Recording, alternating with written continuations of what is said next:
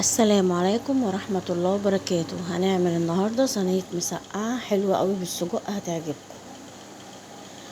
هنجهز 2 كيلو بتنجان رومي ونقطعهم مكعبات ونحطهم في مصفى حوالي 4-5 ساعات، ونرش عليهم رشة ملح ونسيبهم في قلب مصفى.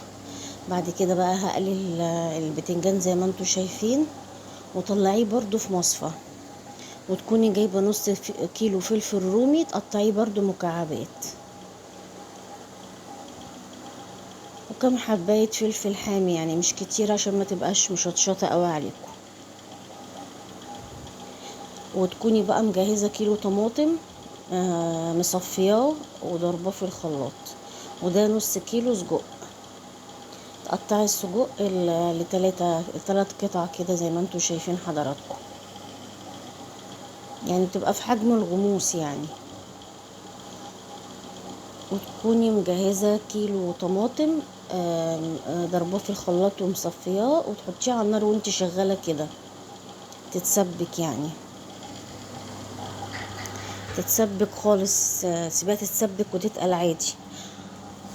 اهي حطيت عليها 2 فلفل حامي متقطعين و5 فصوص توم مفرومين، مع واحدة فلفل حامي، ونزلت بيهم بعد ما الصلصة تتسبك. ودي معلقة كزبرة كبيرة، معلقة ملح، معلقة فلفل اسود، معلقة كمون. بس الفلفل والكزبرة معلقة الكزبرة كبيرة، والمعلقة الفلفل الاسود صغيرة، والمعلقة الكمون صغيرة. وهنسيبها غلوتين 3 وهنطفي عليها. انا حطيت الحاجات دي بعد ما اتسبكت. هنشيل بقى الفلفل البتنجان، بس يعني يفضل يتقطع مكعبات برضو على قد الغموس. ونحمر بقى الفلفل اهو زي ما قلت لكم، مكعبات برضو على قد الغموس. الصينيه دي فطار يوم الجمعه بالنسبه لي يعني.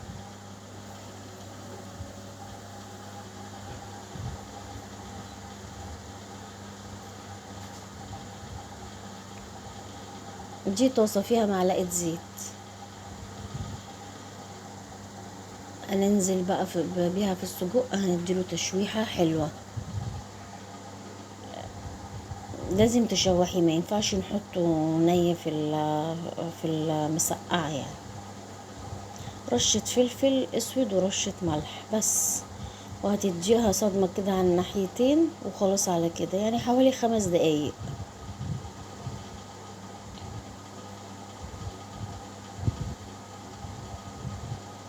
انا عملت نص كيلو سجق على ال2 كيلو بتنجان على نص كيلو فلفل وكيلو طماطم، زي ما انا قلت كيلو طماطم بتضربيه في الخلاط وتصفيه، وتروحي حطاه على النار لحد ما يغلي خالص ويتسبك. وبعد كده بتنزلي زي ما انا قلت بمعلقه كزبره كبيره، نص معلقه فلفل اسود، نص معلقه كمون، مع معلقه ملح. على فكرة الصلصة بعد ما تحطي العطارة دي بتطفي عليها، يعني حوالي 5 دقايق بتطفي عليها. هنا خلاص بقى، انا كنت خلاص يعني كل الحاجة اتقلت وبطلعها في مصر. حطيت الفلفل في قاع الصينية، وبعد كده هتحطي البتنجان فوقيه.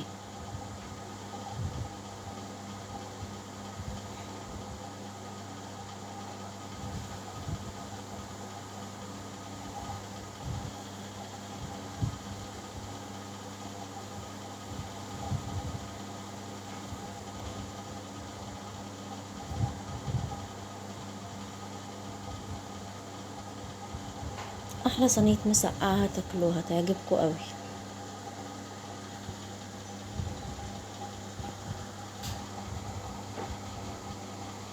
على فكرة الكمية دي تكفي من 5 ل6 افراد. وبعد كده بقى هتكوني بقى مجهزة بقى السجق، لا اسفة الصلصة. هتنزلي بقى تمسكي بقى المغرفة بقى وترشي بقى بالراحة كده عشان تتوغل في قاع الصينية، لان طبعا احنا هنحطها في الفرن حوالي نص ساعة بس من فوق وتحت. يعني شغلي الفرن بتاعك فوق وتحت. بوتاجاز هتحطيها في النص على 180، لا 200، خليها 200. وتفضلي تخبطي كده في الصينية عشان تنزل تحت للفلفل في القاع الصينية للفلفل. بعد كده بقى بترش السجق كده عشان يبقى يطلع مع الغموس، وهحط صلصة تاني فوقيه. بس انا حبيت كده عشان يبقى السجق يبقى ناشف كده وطعمه حلو، ما يبقاش كله ما يبقاش طري زي البتنجان والفلفل يعني. ما فضلتش ان انا احطه فوق البتنجان واحط الصلصة، لا.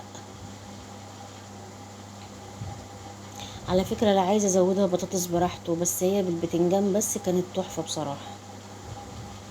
اهي هتحطي بس كده رشة كده من الصلصة وخلاص. على كده هتاكلوا طبق مسقعة جميل جدا، احلى من ام لحمة كمان. ودي كده اكلة حرشة بتبقى مطلوبة يوم الجمعة بعد الصلاة كده.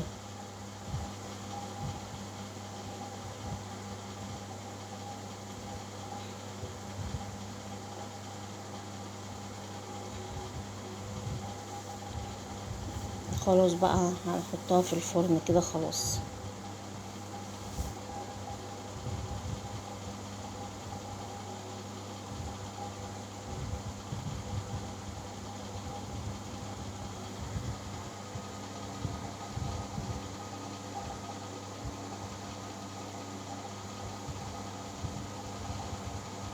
دي شكل المسقعة بعد ما خلصت،